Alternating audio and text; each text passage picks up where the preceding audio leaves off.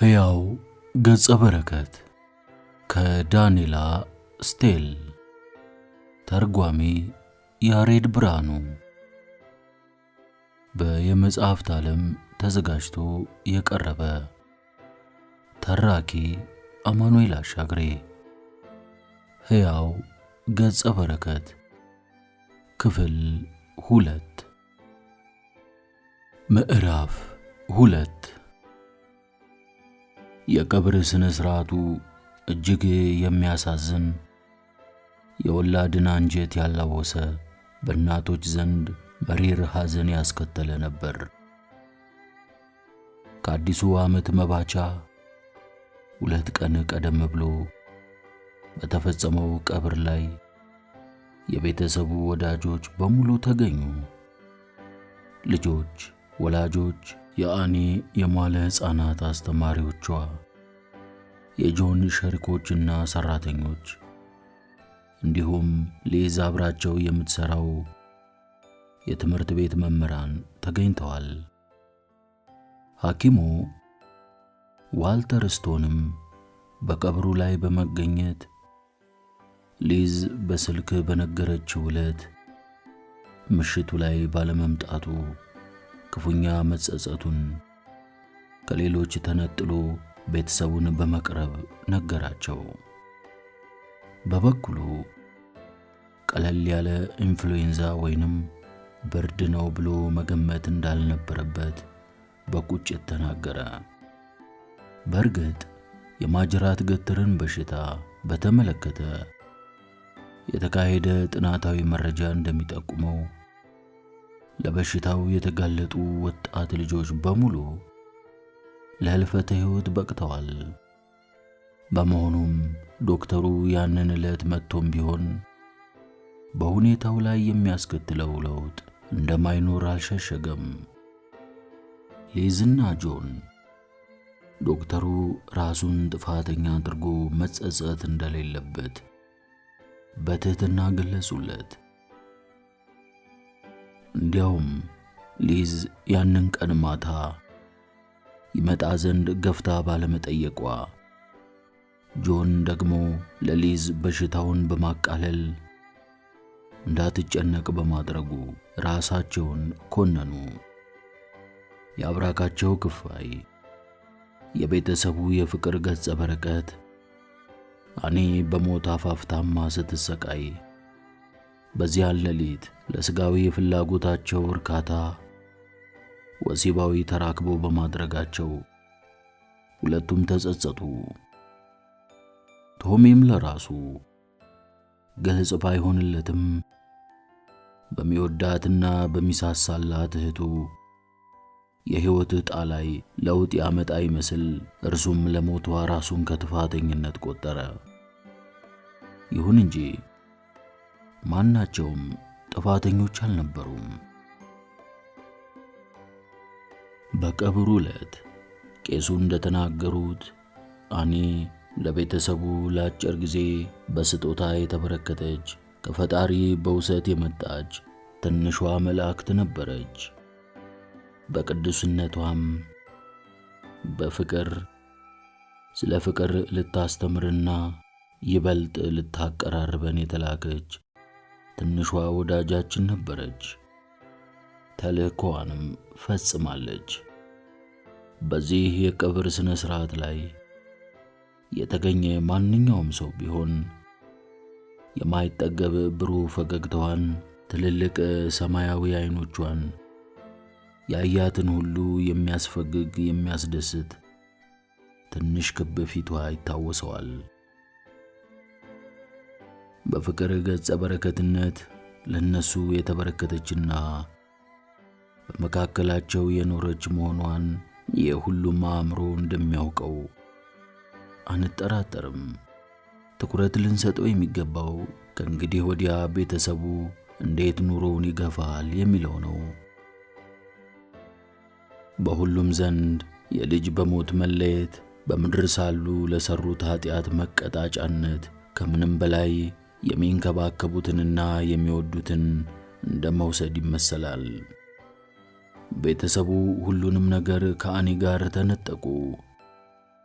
ተስፋ፣ ሕይወትና የወደፊት የመኖር ጉጉታቸው ነበረችና በዚያ ጭፍግግ ባለ የታህሳስ ወር የመጨረሻ ቀን በዓለም ላይ ከሊዝ ጆንና ቶሚ ይበልጥ ብቸኝነት ክፉኛ የጎዳቸው ፍጥሮች የትም አልነበሩም።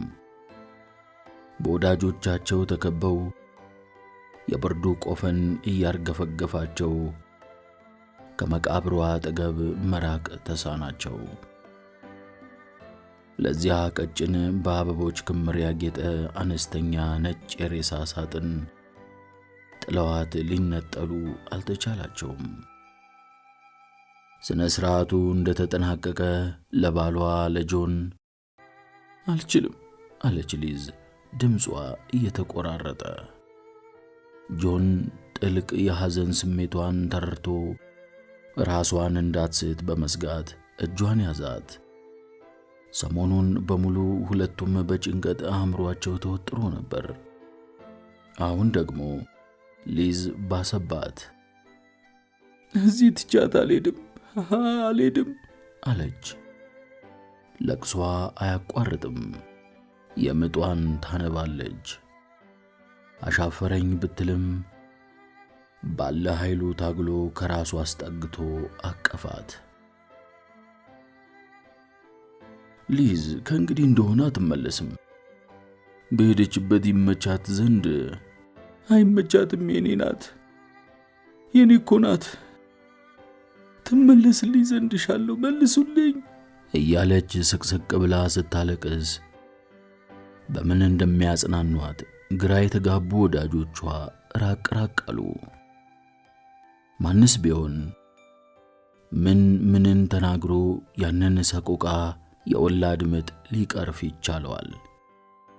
ቶሚም የወላጆቹን ጥልቅ የሐዘን ስሜት እያየ ውስጡ በአኒሞት ክፉኛ ተረብሾ ቆሟል።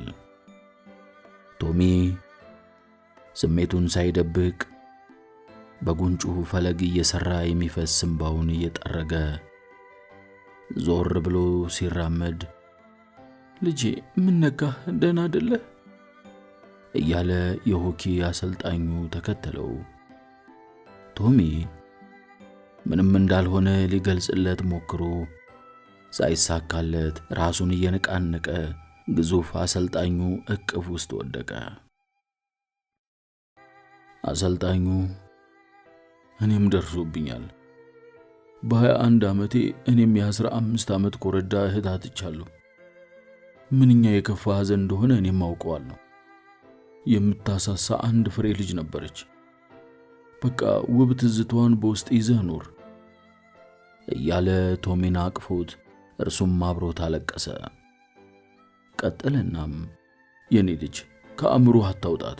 በቀሪው ሕይወት ከአንዳንድ በረከትህ ጋር ዳግም ትመጣለች። አንዳንዴ እንደውም ሳናውቀው እንደዚህ አይነት ገጸ በረከቶችን መላእክት ይቸሩናል። መላእክቶቹ ከጎናችን ይኖራሉ። እርሷም እዚሁ አለች። አልፎ አልፎ ብቻህን ስትሆን አነጋግራት፣ ትሰማለች። አንተም ትሰማታለህ። ፈጽሞ አትጠፋብህም አለው። ቶሚ የአሰልጣኙ አነጋገር የጤና ስላልመሰለው በገረሜታ ጥያቄ አስተዋለው። በአውንታ ራሱን ነቀነቀ። አባቱ በዚህን ጊዜ እናትየውን በትግልና ልመና እንደምንም ከመቃብሩ ስፍራ ይዟት ራቀ። እናትየው የግዴዋን እየተንገዳገደች በደከመ እርምጃ ተመልሳ መኪና ውስጥ ገባች። አባቱ መኪናዋን ወደ ቤት እያሽከረከረ ፊቱ አመዳይ ለብሶ ገርጥቷል። ማናቸውም አንዲት ቃል አልተነፈሱም። ሰዎች ከቀትር በኋላውን ሙሉ በሙሉ ምግብ እየያዙ መጡ። አንዳንዶች ስለ ሐዘኑ በማንሳት ላለመረበሽና ማየት በመፍራት ያመጡትን ምግብና አበባ ከደጃፍ እያስቀመጡ ተመለሱ። ያለማቋረጥ ሰዎች ወደ እነርሱ ዘንድ ሲመላለሱ ቢውሉ ወደ ሐዘኑ ቤት ለመምጣት እግራቸውን ያላነሱና ጭራሹኑ ስለ አኒ ዊቲትኬር ማውራቱንም ያልፈለጉ ነበሩ። ሐዘንና ሞት በንክኪና በመቀራረብ ይተላለፍ ይመስል ሊዝና ጆን ፊታቸው ገርጥቶና ድካም ማጎሳቁሏቸው ከሳሎኑ ተቀምጠው ሊያስተዛዝኑ የመጡ ወዳጆችን ሲቀበሉ ቀኑ እየመሸ ሲመጣ በራቸውን ዘጋግተውና በስልክ የሚተላለፉ የሐዘን ማጽናኛዎችም ስላቋረጡላቸው እፎይታ ተሰማቸው። ታዲያ ይህ ሁሉ ሲሆን ቶሚ ማንንም ሳያይ ከክፍሉ ሳይወጣ አለ። በእህቱ ክፍል አንዴ ወይንም ሁለቴ ሲያልፍ ያደረበት ስሜት ስለረበሸው ዳግም ላለማየት ታግሎ የክፍሉን በር ዘጋው። ስለ እህቱ በአእምሮው ይመላለስበት የነበረው ምስል በዚያ ጠዋት በመጨረሻ ደቂቃ ገርጥታ ከስታና መተንፈስ አቅቷት ስትሰቃይ የነበረችበት አሳዛኝ ሁኔታ ብቻ ነበር።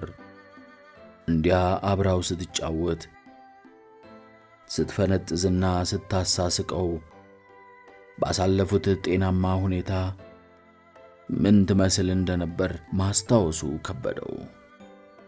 ብቻ በአእምሮ ጓዳ ብልጭ ትልበት የነበረው ያንን ቀን በመጨረሻዋ ሰዓት ሆስፒታል አልጋ ላይ ተኝታ አመሰግናችኋለሁ ባለችበት ወቅት የነበራት ገጽታዋ ነው።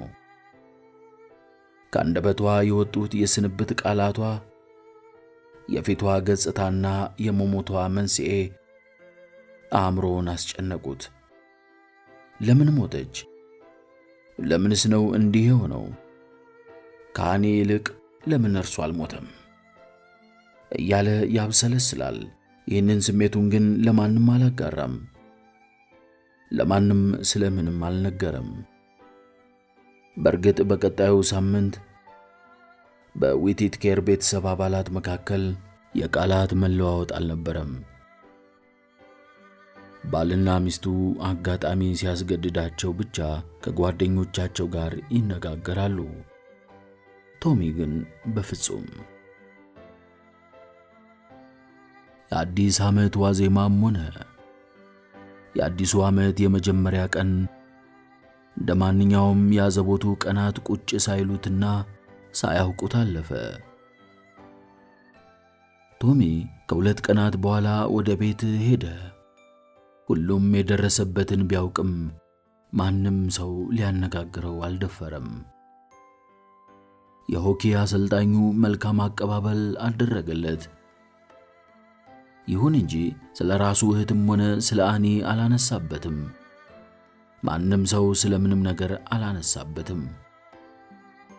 ቶሚም ሐዘኑን የሚያቃልልበት መሄጃ አልነበረውምና በውስጡ ተሸከመው።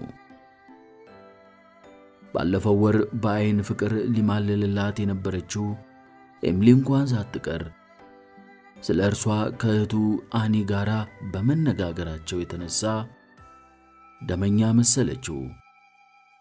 ከውስጡ የማይጠፋው የሐዘን ስቃይ ስሜት እንደ እግር ወይንም እጅ ስብራት ሲቃየው የሚያየው ሁሉ በውስጡ ያዘነለት መሆኑን ከስሜቱ በመረዳቱ ወይንም እርሱን እንደ እንግዳ መቁጠራቸው ጭንቀቱን ሊረሳ አላስቻለውም። እንደ ባይተዋር ቆጥረው ዝም ከማለት ሌላ በዚህ አይነት ከሌሎች ተገሎ በብቸኝነት አሳለፈ። በቤተሰቦቹም ቢሆን ከዚህ የተለየ ሁኔታ አልገጠማቸውም። ሐዘናቸውን ለመካፈል በመጀመሪያዎቹ ቀናት ወደ እነርሱ ሲጎርፍ የነበሩትን ወዳጆቻቸውን ካስተናገደ ወዲህ ወዳጆቻቸው ግን ግንኙነቱን አቋረጡ። እርስ በርሳቸውም ቢሆን አይገናኙም ማለት ይቻላል።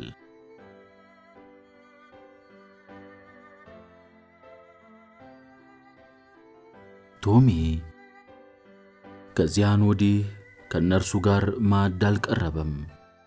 አኒ በሌለችበት ከማዕድ ቤት ገብቶ መቀመጥ፣ ከቀጠር በኋላ ቸኮሌትና ብስኩት ለመብላት ወደ ቤት መመለስ አላስቻለውም። በአጠቃላይ እርሷ በሌለችበት የገዛ መኖሪያ ቤቱ መግባት አይታሰበውም። እናም በተቻለው መጠን ለረጅም ጊዜ ልምምድ ሲሰራ ይቆይና ሲመሽ ቤት ገብቶ እናቱ ከማዕድ ቤት ያስቀመጠችለትን ራት ይመገባል።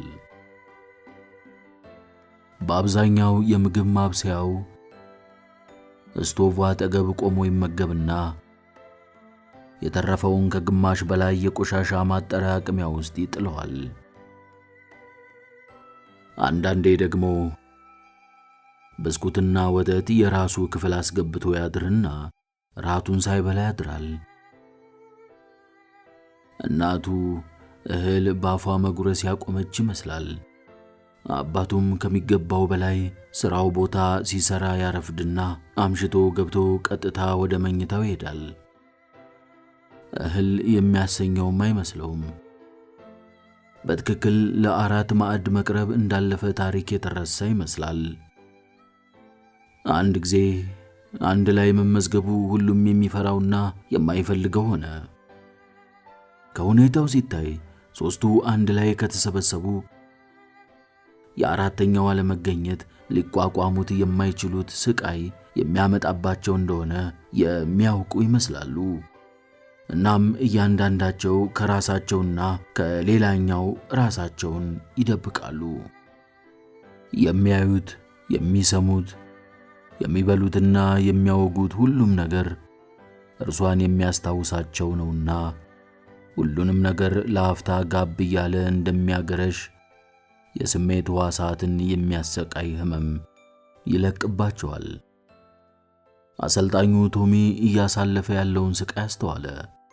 አንድ የቀለም ትምህርት መምህሩም ከጸደይ ወራት የእረፍት ጊዜ አስቀድሞ ስለ ቶሚ ሁኔታ አሳሳቢነት ጠቀሰ። በትምህርት ካሳለፋቸው ዓመታት ለመጀመሪያ ጊዜ ውጤቱ አሽቆለቆለ። ለምንም ነገር ግድ አልነበረውም። አዲ በሌለችበት ከእንግዲህ ለምን ሊጨነቅ? አንድ ቀን የክፍል ኃላፊ መምህሩና የሂሳብ አስተማሪው በትምህርቱ የመዝናኛ ክበብ ውስጥ ተቀምጠው ሳሉ የክፍል ኃላፊው እንዲህ ሲል ተናገረ። የዊቲትኬር ልጅ መጥፎ አዝማሚያ ይታይበታል። ባለፈው ሳምንት ስለዚሁ ጉዳይ ወላጅ እናቱን ጠርቼ ላወያያት አስቤ ሳለ በአጋጣሚ ታች ከተማ መሃል አየኋት። ከእርሱ የባሰ ተኮራምታ ነበር። ባለፈው ክረምት የቤቱ የመጨረሻ ሴት ልጅ ከሞተችባቸው ወዲህ ሁሉም የሐዘን ፍላጻ ክፉኛ ወግቷቸዋል። ማን ያልተጎዳለ? አለች የሂሳብ አስተማሪዋ። በጣም አዘነች። እርሷም የራሷ ልጆች አሏትና በራሷ ደርሶ ቢሆን እንዴት ጅላ ትቋቋመዋለች? እንዲሁ መገመት አልቻለችም። ለመሆኑ በጣም ተጽዕኖ አሳደረባት? ውጤቱ ለክፉ ይሰጣል? ሌላኛው ለጊዜው አይደለም፣ ግን ወደዚያው ይመስላል። በክፍሉ ውስጥ ካሉ ጎበዝ ተማሪዎች ቀደምት ስፍራ የያዘ ነበር። ወላጆቹ ደግሞ ለትምህርት ያላቸውን ከፍተኛ ትኩረት አውቃለሁ። እንዲያውም አባቱ በአንድ ወቅት ፍላጎቱ ካለውና ተፈላጊውን ውጤት ካመጣ ኤቪ ኮሌጅ እንደሚያስገባው ሲናገር ሰምቻለሁ። እርግጠኛ ነኝ የልጁን የአሁኑን ሁኔታ አያውቅም ስትል ያላትን በጎ አመለካከት ገለጸች። ገና 3 ወር እኮ ነው። ጥቂት ታገሰውና እድል ስጠው። እንደሚመስለኝ እርሱንም ሆነ ወላጆቹን ለጊዜው ዝም ብለን ማየትና በትምህርት ዓመቱ መጨረሻ የሚያመጣውን ውጤት መጠበቁ የሚሻል ይመስለኛል። የባሰ ውጤቱ እየተበላሸ ከመጣና በፈተና ከወደቀ መቼም ቢሆን ወላጆቹን መጥራት እንችላለን። የትምህርት ይዞታው ያሽቆለቆለ መምጣቱን ማየት ስላልወደድኩት ብቻ ነው። አማራጭ ላይኖረው ይችላል። ደግሞም የደረሰበትን አሳዛኝ ገጠመኝ ለመቋቋም መታገል ይኖርበታል። ያ ደግሞ ይበልጥ ጠቃሚ ነው። አንዳንዴ መቀበል ቢከብደንም ከህብረተሰቡ ጥናት ወረድ ብለን የበለጠ ጠቃሚ ነገሮች አሉ። ከገጠመው ፈተና ተንጨርጭሮ ይወጣ ዘንድ ለልጁ እድሉን ልንሰጠው ይገባ ነበር። 3 ወራት አለፉ በማለት ሌላኛው አስተማሪ ያሳለፉትን ጊዜያት ለማስታወስ ሞከረች። አሁን የመጋቢት የመጨረሻ ቀናቶች ውስጥ ናቸው። የአሜሪካ ዋይት ሃውስ ቤተ መንግሥት ከገቡ ወራቸውን ይዘዋል። ብቻ በአጠቃላይ ዓለም በጣም ፈጣን ለውጥ በማሳየት ላይ ነው። ለቶሚ ዌቴትኬር ብቻ ጊዜ ፍጥነቱን ይቀንሳል። የሕይወት እንቅስቃሴው ከአኒ ሞት ጋር አቁሟል።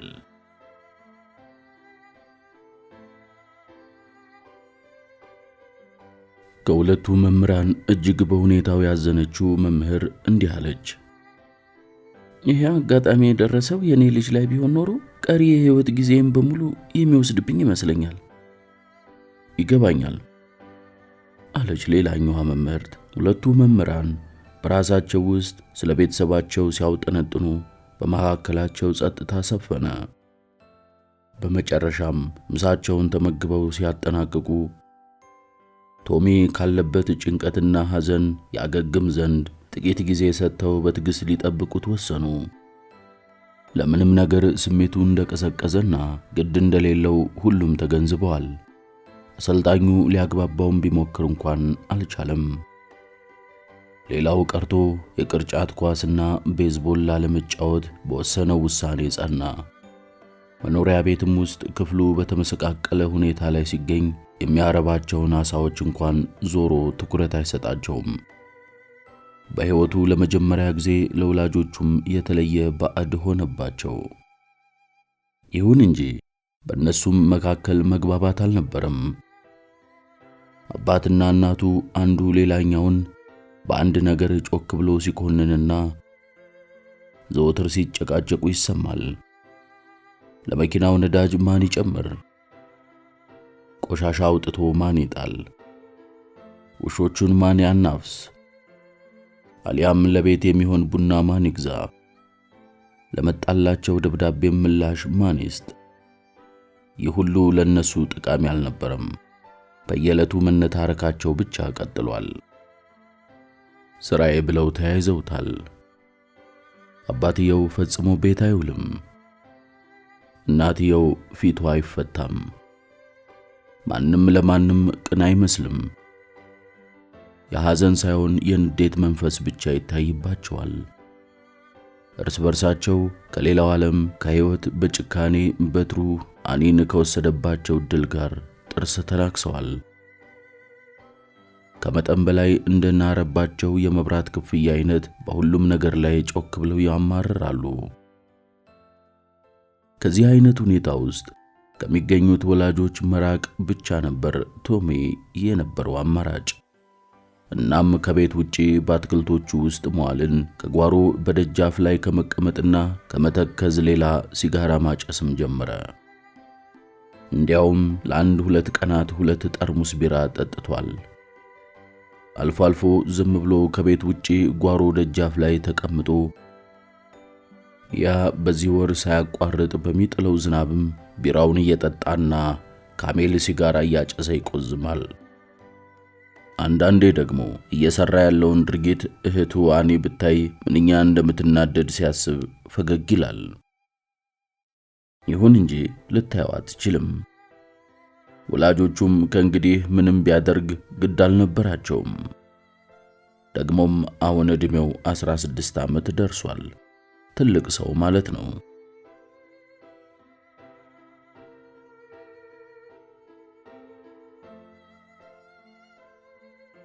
ማርቤት ሮበርትሰን ሆይ የ16 ዓመት ልጅ ስለመሆንሽ ደንታ አይሰጠኝም አላት አባቷ በዚያ መጋቢት ወር ምሽት። ይህ የሆነው ቶሚ ከወላጆቹ ጓሮ ተቀምጦ ቢራ እየጠጣ ሞቅ ብሎት የዝናብ ወጨፎ እናቱ ያጸደቀችውን አበባ ሲያረግፈው እያየ ቢራ ከሚጎነጭበት የወላጆቹ መኖሪያ ጓሮ በግምት 250 ማይል ሰርቆ በሚገኘው ኦናዋ በተባለው ክልል ኢዮ በተሰኘው አካባቢ ነበር። አባባ የጸደይ ወራት የዳንስ ምሽት ፕሮግራም ነው። ሁሉም እኮ ሰው ሰራሽ መኳኳያና ስስ ቀሚስ ይጠቀማል። ከ2 ዓመት በፊት ታላቅ ወንድሟ ራያን ያወጣት ልጃገረድ ሁኔታ ታወሳት። ልጅቷ ከሷ የባሰ ቅባትና ሽቶ ተጠቅማ የነበረች ባለጌ ብትመስልም በየጊዜው አባቷ አልተቃወማትም ነበር። በእርግጥ ያቺ የራያን የሴት ጓደኛ ስለሆነች ከእርሷ ትለያለች። ራያን እኮ የፈለገውን ማድረግ ይችላል። እርሱ እኮ ጎረምሳ ወንድ ነው። ማርቤት ግን አይደለችም። ከቤት መውጣት ከፈለግሽ በጨዋ አለባበስ የሚያስከብርሽን ቀሚስ ልበሽ፣ አሊያ ደግሞ እቤት ቅሪና ከእናትሽ ጋር ራዲዮ አድምጪ። ቤቷ ለመቅረት የነበራት ፍላጎት ቢያየልም የሁለተኛ ዓመት የሁለተኛ ደረጃ ትምህርት ቤት ትዝታ ደግሞ ተመልሶ ስለማይመጣ አሳሰባት። እንዲያውም መነኩሴ በሚያስመስላት አለባበስ ከመሄድ ፈጽሞ መቅረቱን ለመምረጥ ቢዳዳትም ቤት ውስጥ መታፈኑን አልመረጠችም። ከጓደኛዋ ታላቅ እህት የተዋሰችው ቀሚስ ቢሰፋትም እንኳን የሚያምር ነበር። ቀሚሱ የሚስብ ሰማያዊ ከለር ያለውና ካላባሽ ጃኬት ጋር የተሰራ ሲሆን አብሯት የሚሄድ በደማቁ የተቀባው ጫማ ለእግሯ ጠቧታል። ያም ሆኖ ቀሚሱ ከታች አጠር ማለቱንና ልብ የሚያሸፍት አይነት የሚስብ ባቷን ማሳየቱን ነበር አባቷ የተቃወመው። አባባ ጃኬቱን አብሬ ለመልበስ ቃል ገባልሃለሁ። ጃኬት ለበሽ አለበሽ ይህንን ቀሚስ እዚሁ ቤት ከእናትሽ ጋር ለብሰሹ ተቀመጭ። ወደ ዳንስ ግብዣው መሄድ ግን ካማረሽ ሌላ ልብስ ብትለብሽ ይሻልሻል። አሊያ የጭፈራውን ነገር እርሺው። የምልሽን ከፈጸምሽ አልቃወምሽም። እነዚህ አጫጭር ቀሚስ የሚለብሱት ልጃገረዶች ተቆጣጣሪ የሌላቸው ዱርዬዎች ናቸው። ማርያ ቤት የጎረምሳ አይን ለመሳብ ገላሽን ማሳየት የለብሽም። ምን አለበኝ እንዲህ ከቀጠልሽ የማይረባ ባለጌ ወንድ ይዘሽብኝ ትመጫለሽ አላት ፈርጠም ብሎ። ታላቅ እህቷ ኖኤል አይኖቿ ገለባበጠች። ገና በ13 ዓመቷ እንዲህ አይነት ረብሸኛ መሆኗ ማርቤት ማመን ይከብዳታል። ማርቤትም ሆነች ኖኤል ጥሩ ልጆች ናቸው። ይሁን እንጂ በሕይወቷ ከማርቤት በላይ መደሰት ትፈልጋለች። አሁን እንኳን ገና በ13 ዓመቷ ወንድ ሲያፏጭ ከሰማች አይኖቿ በደስታ ይቁለጨለጫሉ። ማርቤት ግን በ16 ዓመቷም አይናፋርና አባቷን ላለመዳፈር ቃሉን ላለመጣስ ትጠነቀቃለች። በመጨረሻም ማርቤት ክፍሏ ገብታ ካልጋዋ በመጋደም በምሬት አለቀሰች። እናቷ መታ በማጽናናት የሚለበስ ነገር ፈላለገችላት። ብዙም ልብስ ባይኖራትም ነጭ አንገትዬ ያለው ሰማያዊ ረጅም በእርሷ አይን የሚያምር ቀሚስ አመጣችላት። እናቷ ማርጋሬት በዚህ ቀሚስ ባሏ እንደሚስማማ እርግጠኛ ነበረች። ይሁን እንጂ ቀሚሱን ገና ባይኖቿ እንዳየችው የማርቤት አይኖችም ባቋጠሩ። ለወጣት ሴት አስቀያሚ ነበር። እማዬ ይሄ ቀሚስ መነኩሴ እኮ ነው የሚያስመስለኝ። በጂምናዚየም አዳራሽ የሚገኙት በሙሉ ይስቁብኛል። እናቷ የመረጠችላትን ቀሚስ ገና ስታይ ነበር ቅስሟ የተሰበረው። ወትሮም ቀሚሱን ትጠላዋለች። የኔ ልጅ ማርቤት የዚህ አይነት ቀሚስ ማንም ሊለብሰው አይሻም አለች እናቷ የተዋሰችውን ቀሚስ እያመለከተቻት። በእርግጥ ቆንጆ ቀሚስ እንደሆነ ብታምንም ልጇ ይህንን ስትለብስ ሴት ወይዘሮ እንደምትመስል ስታስብ ውስጧን የፍርሃት ስሜት ረበሻት። በ16 ዓመቷ ለመልካም ይሁን ለመጥፎ ሞላ ያሉ ጡቶች፣ ትንሽ ዳሌና ቀጭን ወገብ፣ ታይተው የማይጠገቡ ረዣዥም እግሮች የታደለች ውብ ናት። በተራ አለባበስ እንኳን ውበቷ ጎልቶ ይወጣል። በልጅነቷ ፈጣን እድገት ያሳየች በመሆኗ ከጓደኞቿ ሁሉ በቁመት ትረዝማለች።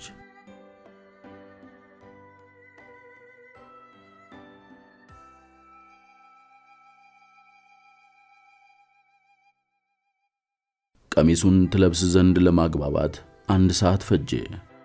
ታዲያ በዚህ መሃል አባቷ ሊወስዳት የመጣውን የወንድ ጓደኛዋን ከሳሎን ተቀምጦ ይነዘንዘዋል። ልጁን ማርቤት ብዙም አታውቀውም። አቶ ሮበርትሰን በጥያቄ ሲያጣድፈው ልጁ ተረበሸ። በቅድሚያ ትምህርቱን ሲጨርስ ምን አይነት ሥራ መያዝ እንደሚፈልግ ላቀረበለት ጥያቄ ገና እንዳላሰበበት ሐቁን ነገረው። ታዲያ በርት ሮበርትሰን ለወንድ ልጅ መጠነኛ ልፋት የሚጠይቅ ሥራ መልካም እንደሆነና በውትድርና ዘርፍ ቢሰማራም እንደማይጎዳው አብራራለት።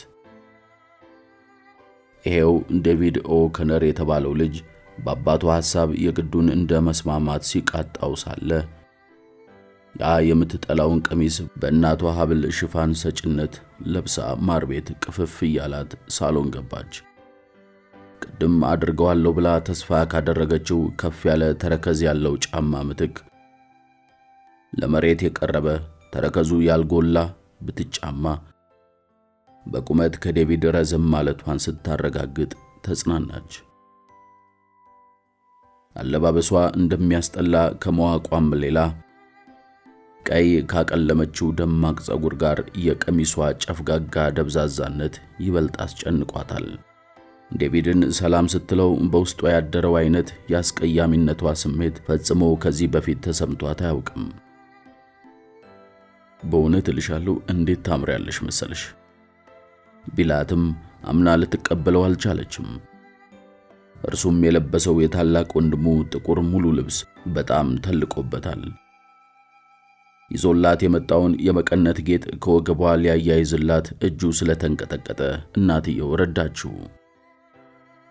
እናትየው በተለይ ለልጇ እያዘነች መልካም ጊዜ ይሁንላችሁ አለቻቸው በርቱ አንደበት።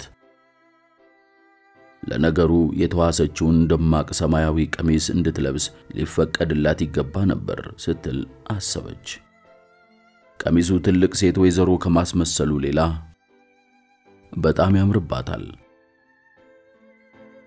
ያም ሆነ ይህ አባቷ በርት አንዴ በወሰነው ውሳኔ ላይ ምንም መከራከር አይቻልም።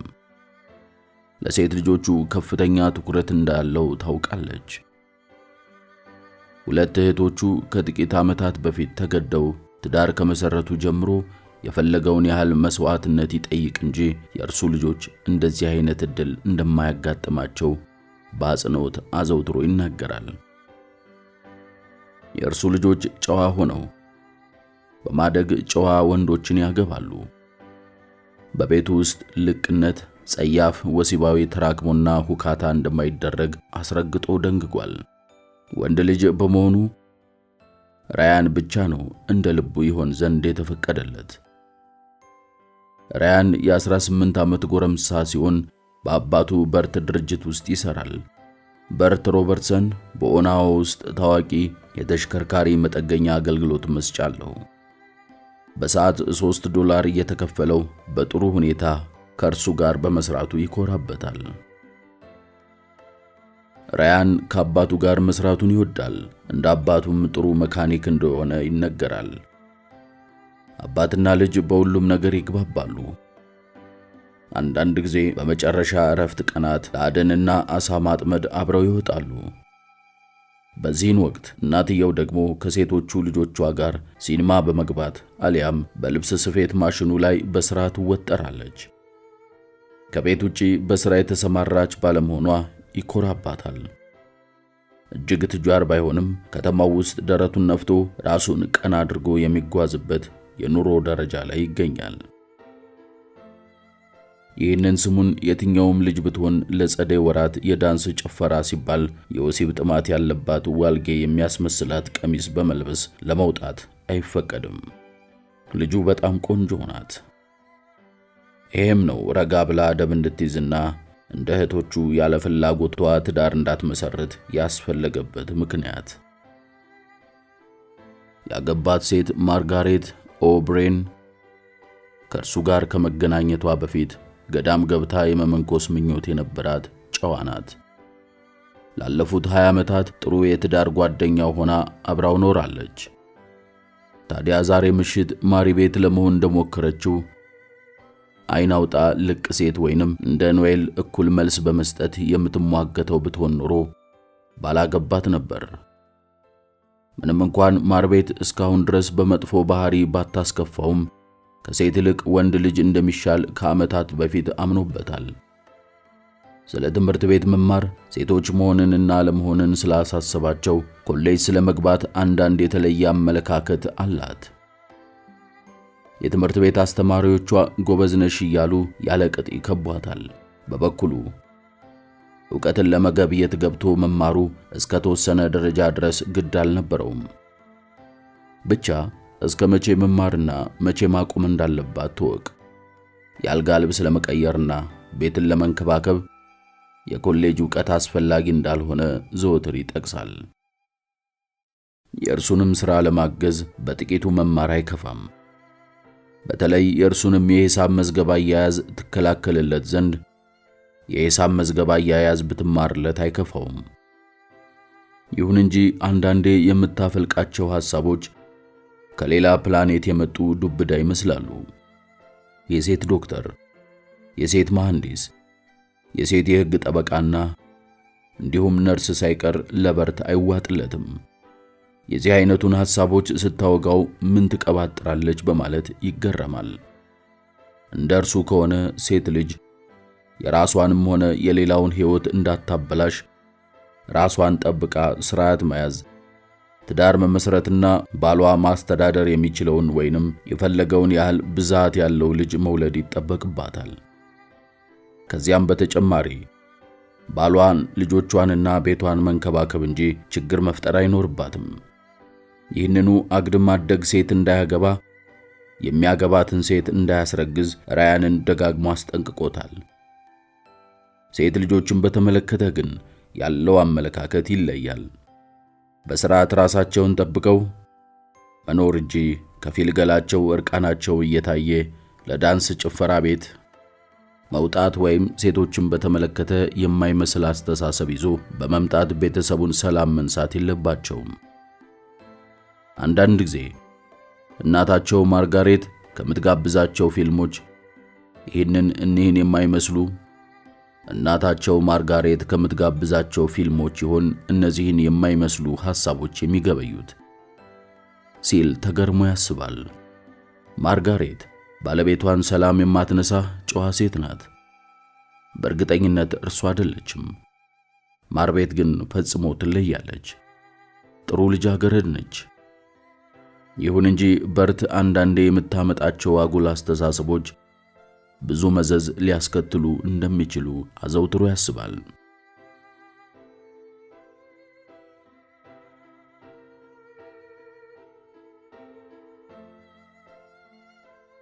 ማርቤትና ዴቪድ የሙዚቃ ዝግጅቱ ከተጀመረ ከአንድ ሰዓት በኋላ ደረሱ። እነርሱ በሌሉበት ሁሉም ሲደሰትና ሲጨፍር ጥሩ ጊዜ ያሳለፉ እንደነበር ያስታውቃል። ምንም እንኳን በጭፈራው ላይ መጠጥ መውሰድ ያልተፈቀደላቸው ቢሆንም አንዳንድ የክፍሏ ልጆች ሴቶችም ጭምር ሞቅ ያላቸው ይመስላሉ። አብዛኞቹ ወጣቶች ጥንድ እየሆኑ መኪናቸውን አቁመው ወደ ዳንሱ አዳራሽ ሲገቡ ብታይም ያላየች ለመምሰል ጣረች። ከዴቪድ ጋር ሆና ይህንን ማየቱ ያሳፍራል። አታውቀውም ማለት ይቻላል። በእርግጥ አይቀራረቡም። እዚህ ተገኝታ የሚደረገውን ለማየት ሁኔታዎችን በአካል ተገኝታ ለመመልከት ወደዚህ የሙዚቃና የዳንስ ዝግጅት ለመምጣት በጣም ጉጉት አደረባት። ታዲያ ማንም አብራው እንድትመጣ ይጋበዛት አልነበረም። ከሁሉም እንቅስቃሴዎች መገለል ደግሞ ሰልችቷታል። ዘወትር የተለየች በመሆኗ ለምንም ነገር የምትገጥም አልነበረችም። ለዓመታት ከክፍሏ በትምህርት የላቀች በመሆኗ አንዳንዶቹ ሲጠሏት፣ የተቀሩት ደግሞ አግልለዋታል። ትምህርት ቤት በመጡ ቁጥር በወላጆቿ ኀፍረት ይሰማታል። እናቷ አይጥ የመሰለች ነገር ስትሆን፣ አባቷ ደግሞ ለአፉ ለከት የሌለው ሁሉንም ልዘዝ የሚል አይነት፣ በተለይም እናቷን ነው። እናትየው ፈጽሞ መልስ ሰጥታ ወይንም ለምን ብላ ተከራክረው አታውቅም። በእርሱ የምትመራ ደንባራ በመሆኗ ባለው ነገር ሁሉ ትስማማለች፣ ቢሳሳላትም እንኳን። የሚገርመው በብዙ ሚሊዮን የሚቆጠሩ የተለያዩ ነገሮችን የማውሰከቱ አስተሳሰቦችን፣ በተለይም ሴቶችንና በሕይወታቸው ውስጥ ያላቸውን ሚና፣ የወንዶችን ጠቃሚነትና የትምህርት አስፈላጊነት በተመለከተ በኩራት ይናገራል። ለዚህ ሁሉ በምሳሌነትም ራሱን ያቀርበዋል። ከቡፋሎ የበቀለ የሙት ልጅ ነው። የተማረው እስከ 6ኛ ቢሆንም የተሳካ ሕይወት ይመራል። በእርሱ እምነት ማንም ሰው ከዚህ በላይ መማር አያስፈልገውም። የእርሷ ወንድም የ2ኛ ደረጃ ትምህርቱን ለመጨረስ መብቃቱ ራሱ ተአምር ነው። አስቸጋሪ ተማሪ በመሆኑ በየጊዜው ከትምህርት ቤት ይባረር ነበር። ይሁን እንጂ ወንድ ልጁ ራያን እንጂ ሴቶቹ አይደሉምና አያስደንቀውም። እንዲያውም በእግሩ ጠፍጣፋነትና እግር ኳስ ሲጫወት በደረሰበት አደጋ ጉልበቱን ባያመው ራያን ይህን ጊዜ መርከበኛ በሆነ ነበር። እርሷንና ራያን ብዙም አይጣጣሙም። ከአንድ ወላጅ መወለዳቸውና በተመሳሳይ ፕላኔት መፈጠራቸው ሲታሰባት እጅጉን ያጅባታል፣ ይደንቃታል።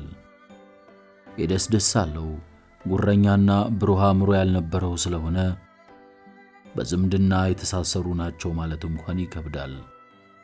ለመሆኑ ምን ያረካል ስትል አንድ ቀን ጠየቀችው።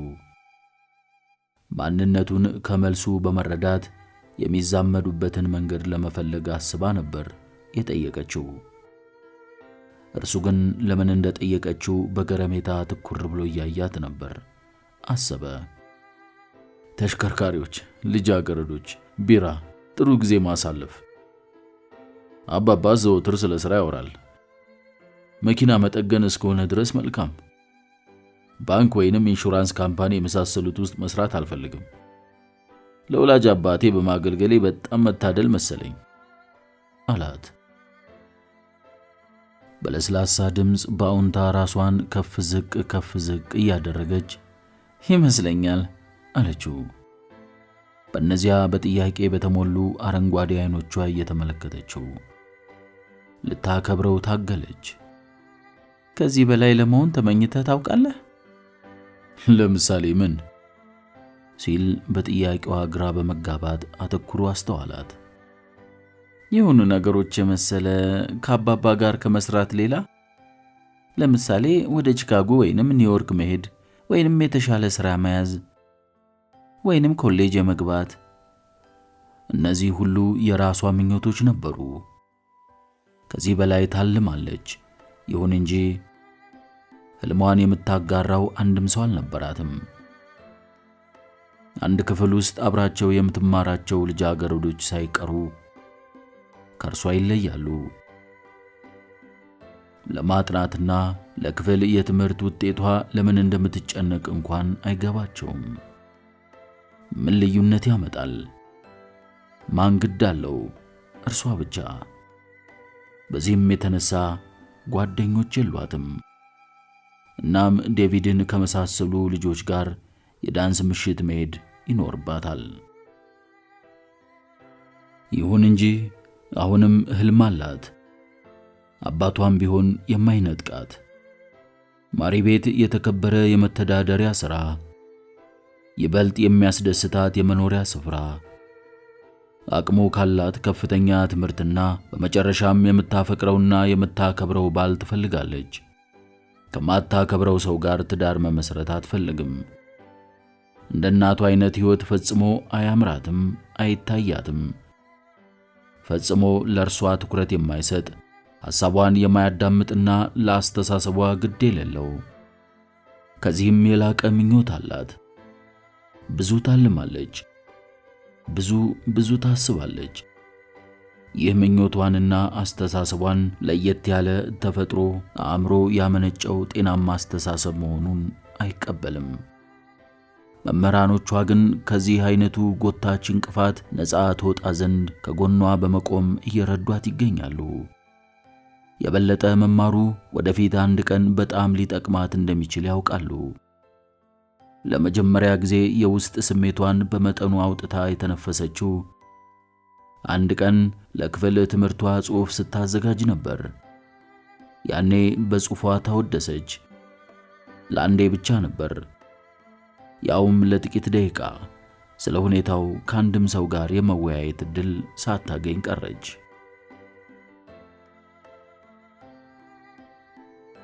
ጥቂት ድብልቅ መጠጥ ትፈልጊያለሽ? ሲል ዴቪድ ጠየቃት። ምን አልከኝ? አእምሯ ሚሊዮን ማይል ርቆ ኖሯል። በጣም አዝናለሁ። ሌላ ነገር እያሰብኩ ነበር። ምሽቱን አባቴ ስለነዘነዘ አዝናለሁ። በለበስኩት ቀሚስ የተነሳ በመካከላችን ጸብ ስለተፈጠረ ልብሴን ለመቀየር ተገድጃለሁ። ይህንን ስትናገር ይበልጥ በጭንቀት ግራ ተጋባች። በጣም ጥሩ አለ በተረበሸ ስሜት በግልጽ ውሸቱን። ልብሷ ፈጽሞ ጥሩ እንዳልሆነ በሚገባ ታውቃለች። ቀሚሱ ያረጀና ተራ በመሆኑ ለመልበስ ከፍተኛ የሞራል እገዛ ይፈልጋል። ግን ከወትሮም ለየት ማለት የለመደባት በመሆኑ ቢያፌዙባትም አትደነቅም። ሁሌም ምኗም ከሌሎች የማይገጥም ፍጡር ነች። ለዚህም ነው ዴቪድ ኦ'ኮነር ለዳንስ ሲጋብዛት ብዙም ያልተጨነቀው። ማንም ሰው እንደማይጋብዛት ቀድሞ አውቆታል። በመልኳ በጣም ውብ ብትሆንም እንደዚህ ያለ ቁመና፣ ቀላ ያለ ጸጉርና ማራኪ ተክለ ሰውነት ቢኖራትም ትኩረቷ በሙሉ ለትምህርቷ በመሆኑ ማንም ለዚህ አይነቱ ምሽት የሚጠይቃት አይኖርም። ፈጽሞ ከወንድ ጋርም ወጥታ አታውቅም። አዎንታዊ ምላሽ እንደምትሰጠው እንደገመተው ወዲያውኑ ተቀበለችው። ቁመቱ አጠር ያለና መልኩ ላይ ችግር ነበረበትና ከማር ቤት ሌላ ማንን መጠየቅ ይቻለዋል? ፈጽሞ አብሯቸው መታየቱን ከማይፈልገው ጥቂት አስቀያሚ ልጃገረዶች በቀር እርሷን ብቻ ነበር የመረጠው። እናም ማር ቤትን ከልቡ ስለፈቀዳት ስለ አባቷ ምንም ቅሬታ አላደረበትም። በእርግጥ ሽማግሌው እርሷን በመጠበቅ ላይ ሳለ ላብ በላብ አድርጎታል። እንዲያውም ሌሊቱን ሙሉ እዚሁ ላድር ነው እንዴ እያለ ሲጨነቅና ሲጠበብ ነበር። በዚያ ነጭ አንገትጌ ያለው ደማቅ ሰማያዊ ቀሚስ ለብሳ ብቅ ያለችው ምንም አትልም። በዚህ ቀፋፊ ቀሚስ ስር እንኳን ልብ የሚያሸፍት የተስተካከለ ተክለ ሰውነት እንዳላት ያስታውቃል። ያም ሆነ ይህ ምን ለውጥ ያመጣል? ገላዋን ከገላዋ አስጠግቶ አብሯት መደነሱ ሲታሰበው በጣሙኑ ተደሰተ። ሁኔታውን ማሰቡ ብቻ በራሱ የወሲብ ፍላጎቱን ቀሰቀሰበት። ድብልቅ መጠጥ ትፈልጊያለሽ? ሲል በድጋሚ ስለጠየቃት ጥያቄውን በአዎንታ መለሰችለት። በእርግጥ አልፈለገችም። ከዚህ ሌላ ምን እንደምትመልስለት አታውቅም። በመምጣቷ ቅር ተሰኘች። የሆነ ቀፋፊ ነገር ነው። እርሱ ሌላ ለዳንስ የሚጋብዛት አይኖርም። በዚያ ላይ ያ ቀሚስ አርጅቶባታል። አባትየው እንደዛተባት ምናለ ከእናቷ ጋር ቤት ቀርታ ራዲዮ ባደመጠች ነበር። በጥንድ የሚጨፍሩ ወንድና ሴት ወጣቶችን ተመስጣ እያየች ሳለ በፍጥነት እመለሳለሁ ብሏት ዴቪድ ካጠገቧ ሄደ። ላይኗ ሁሉም ልጃገረዶች ቆነጁባት። አብዛኞቹ እንድታወልቅ አባቷ የገሰጻት አይነት ቀሚስን ለብሰዋል። የዓመታት ያህል ለረጅም ጊዜ ከቆየ በኋላ ዴቪድ እየሳቀ ተመልሶ መጣ። ከገጽታው ከልብ የማያስደስት ምስጢር የያዘ ይመስላል። ልክ ያመጣላትን መጠጥ ተቀብላ እንደቀመሰች ለምን ደስተኛ እንደመሰለ ተረዳች። የሚገርም ጣዕም ነበረው። የሆነ ሰው የተለየ ነገር የጨመረበት መሰላት። ጥርጣሬዋን ለማረጋገጥ በአፍንጫዋ እየማገች ካነፈነፈችና ጥቂት ከተጎነጨች በኋላ ምንድነው ውስጡ ያለው ስትል ጠየቀችው። ጥቂት ጊዜያት አልኮል አጣጥማለች። ይህ ግን በተለየ መንገድ የተቀመመ መሆን አለበት። መጠነኛ የሚያስደስት ጭማቂ ብቻ ነው የተጨመረበት ሲል ፈገግ አለ። ከቀደሙ የባሰ ቁመቱ ያጠረና ሁለመናው የሚያስጠላ መሰለ። በእርግጥም ቀፋፊ ነው። በዚህ ላይ አስተያየቱ ያስፈራል። ብዙ መጠጣት አልፈልግም አለችው ካንጀቷ። እዚህ በመምጣቷ በተለይም ደግሞ ከእርሱ ጋር በመሆኗ በጣም ተጸጸተች። እንደ ወትሮዋ ከባህር የወጣ ዓሣ ሆነች። ማሪ ቤት ተይ እንጂ ተዝናኚ፣ አትሰክሪም። ጥቂት ፉት በይበት ያዝናናሻል። በቅርበት ተጠግታ አስተዋለችው። ለካስ መጠጡን ሊያመጣ በሄደበት ሲለጋ ኖሯል። ምን ያህል ጠጥታል? በዝቅተኛ ክፍል ያሉ ተማሪዎች ከአዳራሹ ጀርባ 2 ጠርሙስ ራሞ ይዘዋል። ኢኒንግሃም ደግሞ ጥቂት ቮድካ አለው። ይገርማል። ምንኛ ይዘገንናል ነው አይደለ? አለ ከድምጿ ስሜቷን ባለመረዳት። ባለመቃወሟም እየተደሰተ ነው። በጥላቻ እየገላመጠችው መሆኗን ፈጽሞ ልብ አላለም። መጣሁ አለችው በቀዝቃዛ ስሜት፣ በእድሜ ትበልጠው ይመስል። ቁመቷና ባህሪዋ ሁሌም ከእድሜዋ በላይ ትልቅ ያስመስላታል። ከእርሱ አጠገብ ቆማ በጣም ግዙፍ ትመስላለች። በእርግጥ ቁመቷ 5 ጫማ ከ8 ኢንች ሲሆን ዴቪድን በ4 ወይንም በ5 ኢንች ብቻ ነበር የምትበልጠው። እስካሁን አብረው ባለመደነሳቸው የተጨነቀ ይመስላል። የት ነው የምትሄጂው? ሲል ጠየቃት። ወደ ሴቶቹ መጸዳጃ ቤት አለች፣ አሁንም የግዷን አይነት። እዚያም ጥቂት መጠጥ እንዳላቸው ሰምቻለሁ።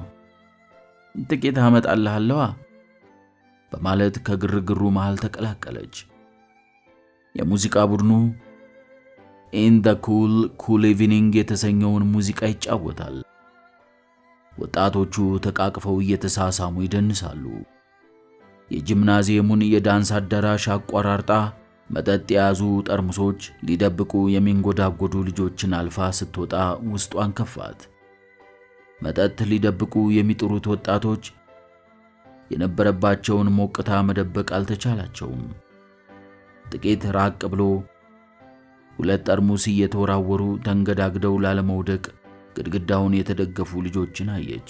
በወንድሟ በተደጋጋሚ ላየች የስካር ሁኔታቸው እንግዳ አልሆነባትም።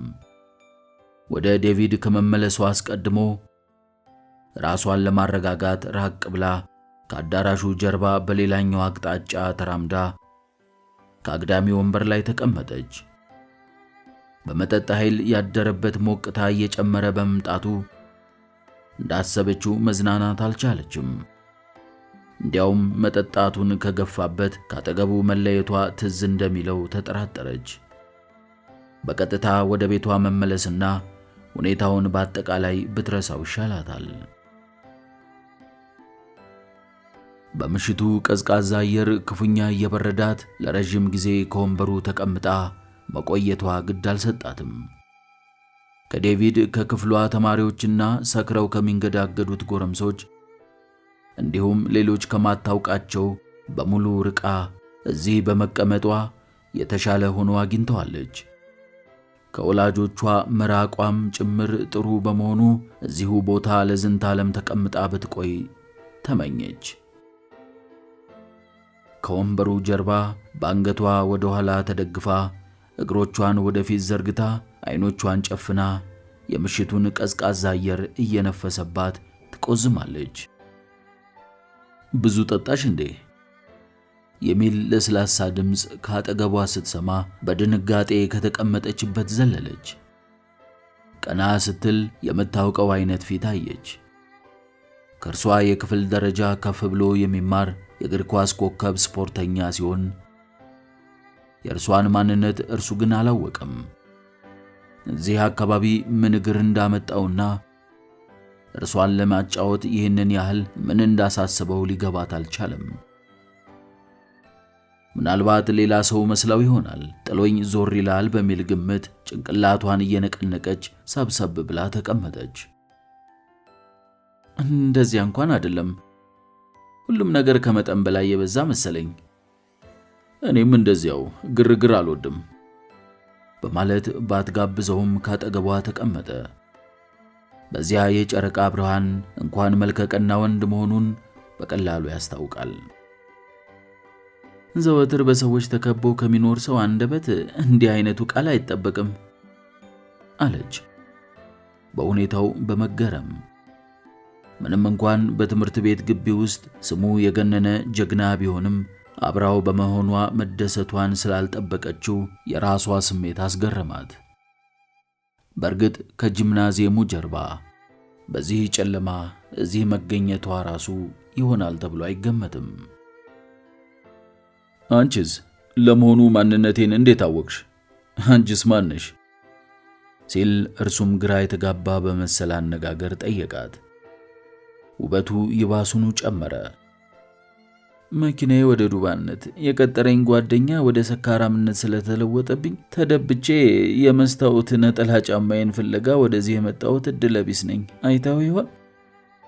ሊሆን ይችላልና ምን አይነት እንደሆነ ግለጭልኝ። እድለቢስ መሆንሽንስ እንዴት ላረጋግጥ እችላለሁ?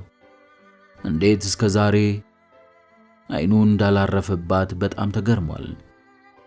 ምንም እንኳን የለበሰችው ቀሚስ የማይስብ ቢሆንም ውብ መልክና የሚማርክ ተክለ ሰውነት ካነጋገር ለዛ ጋር አላት። ዘንድሮ ከሚመረቁት ተማሪዎች ነሽ? ምንም እንኳን ከሁለተኛ ዓመት የትምህርት ደረጃ ጀምሮ ዴቢ ፍላወር ከተባለች ሌላ ጋር በፍቅር እንደተቆራኙ ተማሪዎች ሁሉ የሚያውቁ ቢሆንም ሳያስበው ደስ አለችው። እንዲያውም ከዴቢ ፍላወር ጋር ይጋባሉ በሚል ወሬ ይታማሉ። ይሁን እንጂ አሁን አብራው ያለችው ልጃገረድ ልቡን ማርካዋለች። እኔ ገና ሁለተኛ ዓመት ተማሪ ነኝ አለችው ፈገግ ብላ። ከትምህርት ቤቱ ታዋቂ ሰው ጋር መነጋገሩ እንኳን አላስፈራትም። እርሱም በቅንነት ለዚያ ነው ያላወቅኩሽ፣ ግን እድሜሽ ተለቅ ያለ ትመስያለሽ ሲል መለሰላት። ይመስለኛል፣ አመሰግናለሁ አለችው አሁንም በፈገግታ። ከክፍል ደረጃ ከሚበልጣት ወንድ ጋር መቀመጥ አልነበረባትም። ወደ ዴቪድ ተመልሳ ለመሄድ አለያም ወደ ቤቷ ለመሄድ አሰበች። ግን ያለችበት ቦታ ተመችቷታል። ስሜ ፖል ብራውን ይባላል። ያንቺስ? ማርቤት ሮበርትሰን ይባላለሁ በማለት እየሳቀች ከተቀመጠችበት ተነሳች። የት ነው የምትሄጂው? ቁመቱ ዘለግ ያለ፣ ጸጉሩ በጣም ጥቁር፣ ፈገግታው ልብ የሚሰርቅ ነው። ቅሬ የተሰኘ ይመስላል። ወደ ቤቴ ልሄድ ነበር። ብቻሽን? አዎና። ባደርስሽስ? ግድ የለም አመሰግናለሁ። የትምህርት ቤቱ የመጨረሻ ዓመት ተማሪና ታዋቂ የሆነው ኮከብ ስፖርተኛ ፓውል ብራውን ላድርስሽ ሲላት ፈቃደኛ ለመሆኗ ለራሷ ማመን አቃታት። እምቢ ያልኩት ብትል ማን ያምናታል? ቆራጥነቷን ስታስበው ተገረመች። ግዴለሽም፣ ቢያንስ ወደ አዳራሹ ልሸኝሽ። አብሮሽ ለመጣው ወንድ እንደምትሄጂ ትነግሪዋለሽ? ልነግረው ይገባኛል መሰል። ከዚህ በፊት ለረጅም ጊዜ የሚተዋወቁ አይነት ዘና ብለው አንድ ላይ አዳራሹ ዋና በር ላይ ደረሱ። ወደ ውስጥ ብዙም ሳይገቡ ዴቪድ ከፊቱ የባሰ ሰክሮ እየተንገዳገደ ከጓደኞቹ ጋር ጠርሙስ ሲያጋጭ አየችው። በእርግጥ ስነ ስርዓት የሚያስከብሩ አለቆች ነበሩ። ይሁን እንጂ ተማሪዎቹ እንደ ልባቸው ይፈነጫሉ። ማርቤት ልነግረው አያስፈልግም ስትል በውስጡ አሰበችና ዴቪድ ዘንድ ሳይደርሱ ቆም ብላ ፓውልን በፈገግታ አየችው። ከእርሷ በቁመት ይረዝማል። ስለሸኘኝ አመሰግናለሁ። አሁኑኑ ወደ ቤት እመለሳለሁ። ከፖል ብራውን ጋር ከመነጋገሯ በስተቀር ምሽቱ ለእርሷ በከንቱ አለፈ። ብቻሽን ወደ ቤትሽ እንድትመለሽ አልፈቅድም። እሺ በይኝና በመኪናዬ ላድርስሽ። ምን ነው የኔም ሼቭሮሌት ወደ ዱባነት ተለውጣለች ብለሽ ሰጋሽ እንዴ? እንደዛ አስቤ እንኳን አይደለም። የትምህርት ቤታችን ውብ ልዑል አይደለህ እንዴ? ስትል በማሾፍ ተናገረች። በተናገረችው አፈረች። በእርግጥ ውብ ልዑል ነውና እንደዚያ መናገር አልነበረባትም። ነኝ እንዴ ሲል ተናገራት። መኪናውን ከፍቶ ሲያስገባት ላየው በጣም ቆንጆና ሁለመናው የሚስብ ነበር። ውስጡ በቀይ ቆዳ የተሸፈነ በ1951 የተሰራ ገላው የሚያብረቀርቅ መኪና ነበረው። ፖል ዱባህን ወደድኳት ስትል ቀለደችበት። እርሱም ሳቀ። የቤቷን አድራሻ ስትነግረው በቅድሚያ ሚልክ ሼክና ሃምበርገር እንዲጋበዙ ሐሳብ አቀረበላት። ምሽቱን ብዙም የተደሰትሽ አይመስለኝም። በዚህ ላይ አብሮሽ የመጣው ጓደኛሽ ለፍዳዳ ነገር ነው። ይቅርታ እንግዲህ እንዲህ እንኳን ማለት አይገባኝም መሰል። ለዛሬ ምሽት ግን ብዙም ጠቃሚሽ አልመሰለኝም። እርግጠኛ ነኝ የመደነስ ዕድል እንኳን አላገኘሽም። ለዚያ እንኳን እግረ መንገዳችንን ወደ ቤትሽ እየሄድሽ ጥቂት መዝናናት ትችያለሽ። ገና ብዙም እኮ አልመሸም። ምን ታስቢያለሽ? በእርግጥ ሰዓቱ ብዙም አልገፋም። ከእኩለ ሌሊት በፊት ቤት የመድረስ ግዴታ የለባትም። እንግዲያው መልካም አለች በጥንቃቄ። ከገመተችው በላይ ልቧን ስለማረከው እርሱ ጋር ማሳለፉን ፈልገዋለች። ለፖል ውበት ማን ነው ልቡ የማይሸፍት? በይፋ የምትታወቅ የሴት ጓደኛው ዴቢ የት እንዳለች በህሊናዋ ያንሰላሰለች ለምሽቱ ዝግጅት ብቻህን ነው የመጣኸው? ከማር ቤት አጠያይቅ ከዴቢ ፍላወር ጋር ያላቸውን የፍቅር መተሳሰር እንደምታውቅ ጠረጠረ። የትምህርት ቤቱ ተማሪ በሙሉ ያውቃል። ይሁን እንጂ በገና እረፍት ሳምንት ከሌላ ሴት ጋር ማሳለፉን ስለደረሰችበት ከዴቢ ጋር ከ2 ቀን በፊት ተጣልተዋል። ያን እንኳን አይገልጽላትም። አሁን ደግሞ ነፃ ያልተያዘ ሰው ወኪል ነኝ። ነፃ በመሆኔ መታደል እንደሆነ አምንበታለሁ አደል ማር ቤት በማለት ልብ የሚሰርቅ ፈገግታውን ጋበዛት። ወጣቶች ቀንና ምሽት የሚያሳልፉበት ዊሊ ካፍቴሪያ እስኪደርሱ ስለ ራሷ እንድትነግረው አንዳንድ ጥያቄዎችን አቀረበላት። ቤቱ በሙሉ በሰው ብዛት ተጨናንቋል። የወጣቶቹ ብዛት ከዳንስ ዝግጅቱ ቦታ ከነበሩት ይበልጣል። በቅጽበት በወላጆቿ አስገዳጅነት የለበሰችው ቀሚስ አስቀያሚነትና አብሯት ያለው ወንድ ማንነቱን ጎልቶ ታያት። ከዚያ ወዲያ ባሉት እያንዳንዷ ደቂቃ የበታችነት ስሜት ተሰማት።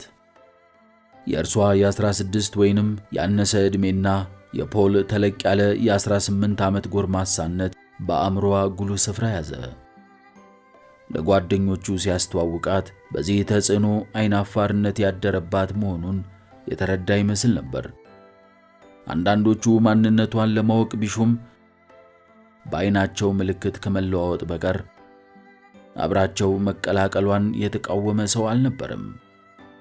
እንዲያውም የፖል እንግዳ በመሆኗ ሁሉም በጥሩ ሁኔታ አስተናገዷት። በሳቅና ጨዋታ በጥሩ ሁኔታ ጊዜዋን አሳለፈች። ከፖል ጋር ሃምበርገርና ሚልክ ሼክ ተጋበዘች። ከዚያም በዳንስ ወለሉ ላይ ብዙ ሙዚቃዎችን አብረው ደነሱ። 1-2 ጊዜም በለስላሳ ሙዚቃ ተቃቅፈው ጡቶቿ ከደረቱ ሲነካካ ልዩ ስሜት እየፈጠሩበት ተጫወቱ። ይህንን ልዩ የፍላጎት ስሜት ያሳደረበትን የገላውን ሙቀትና መወጣጠር ስታውቅ ሀፍረት ቢሰማትም ፈጽሞ ከገላው እንዳትላቀቅ ያቀፈበትን ኃይል እየጨመረ አጥብቆ እያቀፋትና በፈገግታ አዘቅዝቆ እየተመለከታት ውዝዋዜውን ቀጠለ። የኔ ቆንጆ ላለፉት 4 ዓመታት የት ነበርሽ? ሲል በጎርናና ድምፅ ጠየቃት። በፈገግታ ምልክት እርሷን መለሰችለት። በሥራ ጫና ተወጥረ ስለነበረ ልታየኝ ፋታ የነበረ አይመስለኝም ስትል በቅንነት ሐቁን ስለነገረችው በመልሷ ተደሰተ። እውነትሽን ነው፣ አልተሳሳትሽም። ደጃጅዬ ነበር። የታደለች ምሽት ናት በማለት ይበልጥ ወደ ራሱ ያስጠጋት በከንፈሩ ጸጉሯን ዳሰሰ። አንዳች ነገሯ በጣም ማርኮታል። ተክለ ሰውነቷም አይደለም። ተቃቅፈው ሲወዛወዙ ደረቱን የነካኩት ጡቶቿም አይደሉም። ለንግግር ስሜቱ የምትሰጠው ምላሽና ስታየው አይኖቿ ውስጥ ያስተዋለው መንፈስ ነበር። ምንም ኃይል የማይበግራት ይመስል ብሩህ መንፈሰ ቆራጥነትና ድፍረት ይታይባታል። ዕድሜዋ አነስተኛና ከእርሱ በታች የ2ኛ ዓመት ተማሪ እንደመሆኗ በትምህርት የክፍል ደረጃ የሚበልጣት ወንድ ሲቀርባት ሊደናገራት ሲገባ ምንም የመረበሽ ስሜት አይታይባትም። እርሱን አልፈራችውም። ያሰበችውን ከመናገር ወደ ኋላ አለማለቷን ወዶላታል። ከዴቢ ጋር በመለያየቱ የደረሰበትን የሞራል ድቀት ለመጠገን ማሪ ቤት በነፍስ ደረሰችለት።